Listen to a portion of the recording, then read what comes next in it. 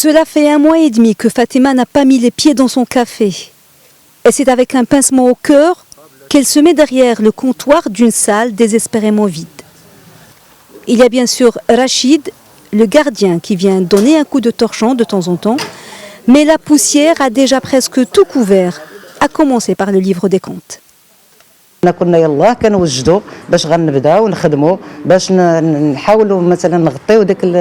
Entablé sur la haute saison du printemps et de l'été pour rattraper le manque à gagner de la saison froide, mais malheureusement la pandémie s'est déclarée. Notre activité est presque saisonnière. Les professionnels sont très impactés par la fermeture. Nous avons 0 entrée alors que les loyers peuvent atteindre parfois 20 voire 30 000 dirhams. Ce jeune homme originaire de Tata travaille ici à plein temps comme une dizaine d'autres employés du café. Il est au chômage technique depuis l'annonce du confinement, mais il s'estime heureux comparé à d'autres.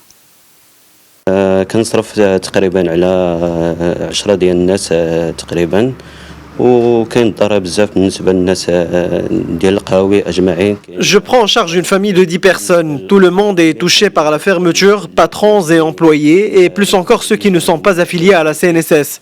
Heureusement, ce n'est pas mon cas. J'ai déjà touché 1000 dirhams pour le mois d'avril et toucherai 2000 au mois de mai. Fatima a donné ce matin rendez-vous à des amis du métier pour évaluer la situation et coordonner leurs efforts pour faire face à une crise qui frappe de plein fouet quelques 250 000 cafés et restaurants au Maroc. Le secteur emploie plus d'1,5 million de personnes et je ne parle que des emplois directs. Le problème, c'est qu'une grande partie d'entre eux n'est pas déclarée à la CNSS. Il y a des lacunes dans les lois qui régissent notre secteur. Nous avons interpellé à ce sujet tous les ministères concernés et nous espérons que cette crise servira à réorganiser notre profession. Les temps sont durs pour les employés et pour les patrons. Les factures s'accumulent et la plupart d'entre eux a du mal à se projeter dans l'avenir. Nous nous sommes retrouvés du jour au lendemain sans rentrée. Les factures s'accumulent alors que nous n'arrivons même pas à joindre les deux bouts pour les besoins de nos propres foyers. Je pense que même après le confinement, le secteur aura du mal à se remettre sur les rails.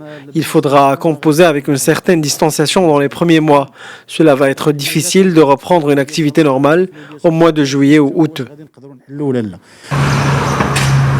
Pour les aider à se relever de cette crise sans précédent, les professionnels du secteur espèrent des aides ou des mesures spécifiques comme le rééchelonnement des échéances fiscales ou le gel des taxes locales. Faute de quoi, certains ne pensent pas pouvoir ouvrir les parasols de leur terrasse, même après la fin du confinement.